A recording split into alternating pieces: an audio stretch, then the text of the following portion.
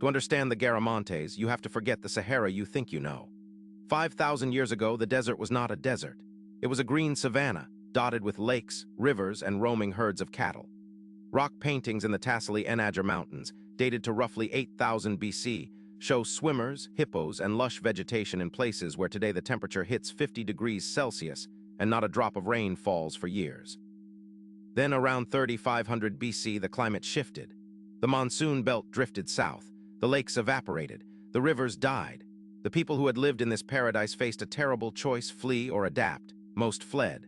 Some retreated north toward the Mediterranean, others south into the Sahel. But one group, ancestors of a Berber-speaking people the Greeks would later call the Garamantes, refused to leave. By 1000 BC, they had settled in a region called the Fezzan, in the heart of what is now southwestern Libya.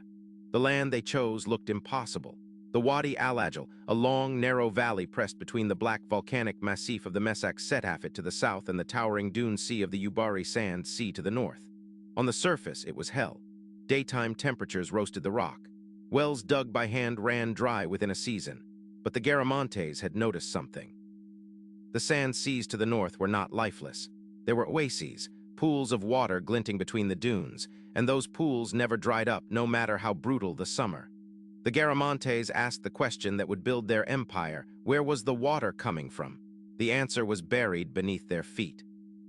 The Sahara sits atop one of the largest reserves of fresh water on Earth, the Nubian Sandstone Aquifer System, holding an estimated 150,000 cubic kilometers of fossil water. This water had soaked into the rock during the wet period thousands of years before. By the Garamantes' time, no rain was replenishing it. It was, in essence, a one-time inheritance from a vanished climate, and the Garamantes figured out how to tap it. Sometime around 500 BC, they began constructing a system the modern world calls fagaras, also known as qanats. The principle is breathtakingly clever. You start at the foot of the escarpment where the water table is closest to the surface. You dig a shaft straight down, sometimes 40, 60, even 100 meters deep until you hit the aquifer. Then you dig a second shaft a short distance away, then another. Then another. Finally, you tunnel horizontally between them, connecting the bottoms of every shaft, creating an underground gallery that runs for kilometers, gently sloping downward, drawing water by pure gravity to the surface where the crops were waiting.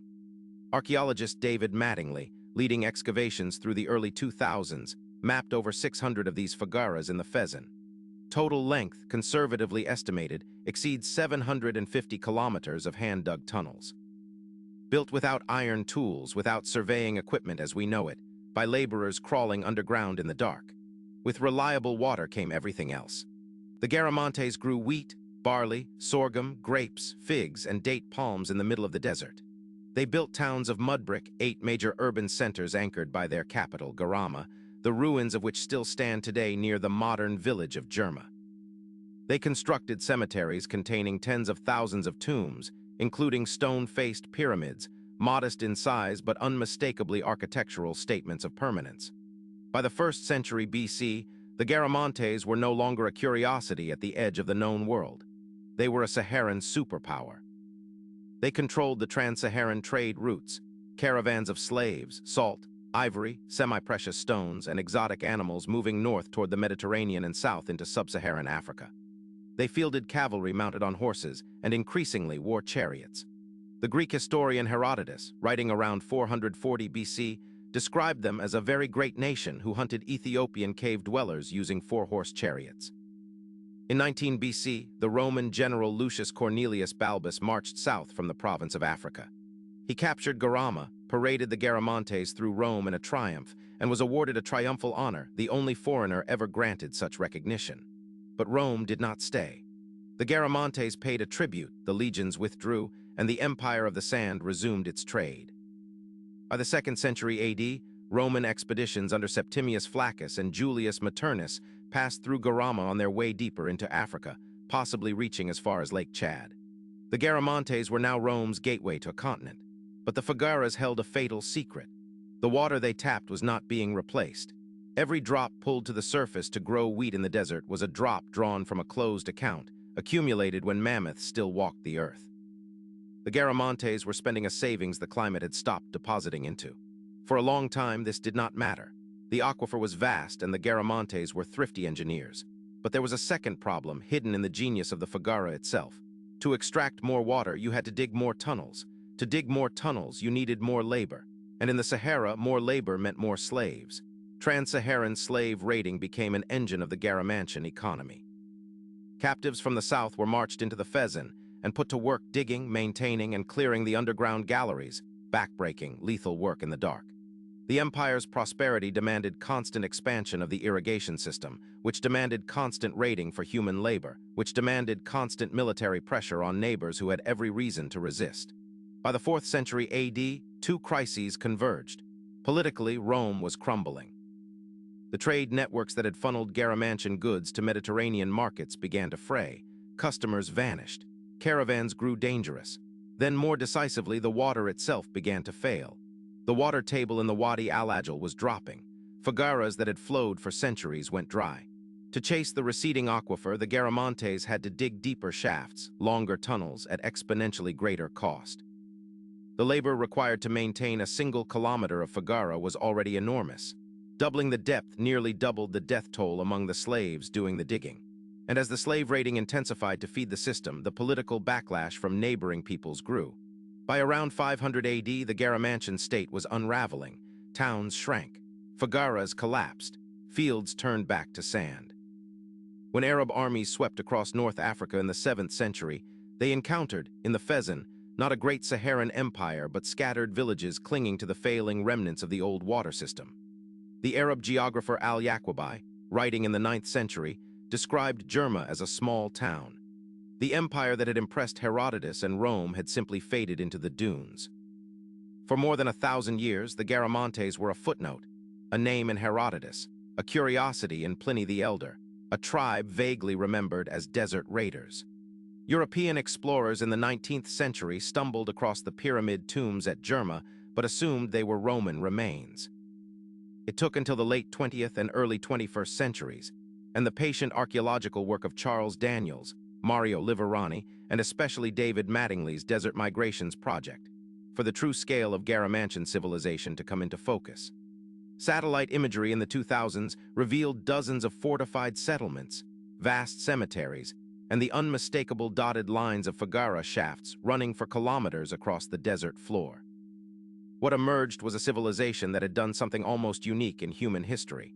They had built a complex urban society in one of the most hostile environments on the planet, and they had sustained it for nearly 1,000 years using a non-renewable resource.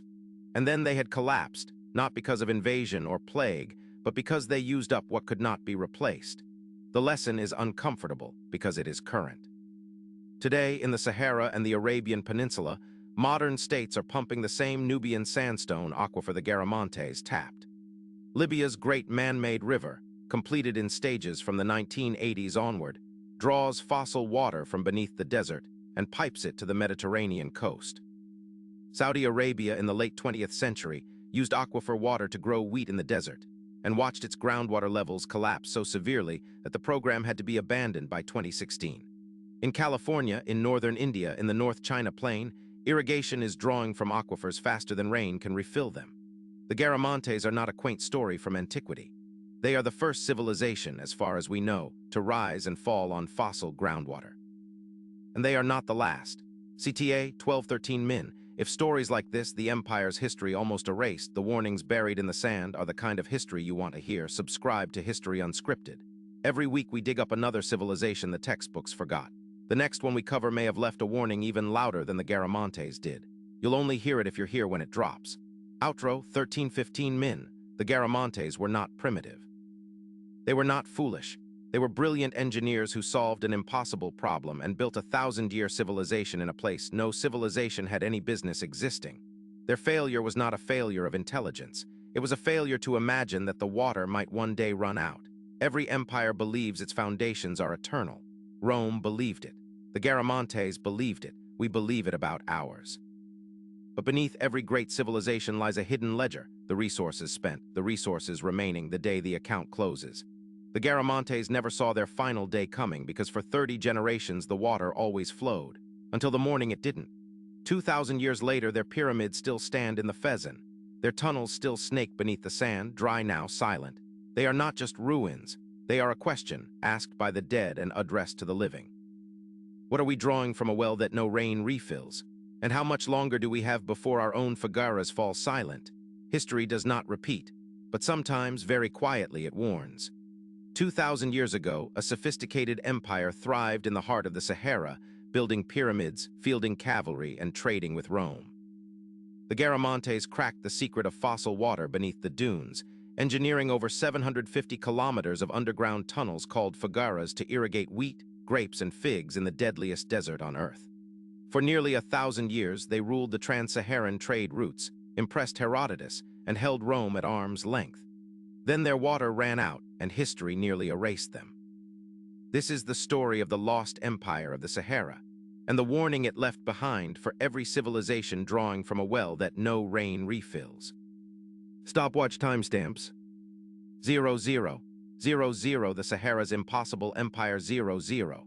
45 when the Sahara was green 03. 00 the genius of the Khazars 06. 00 when the water began to fail 09.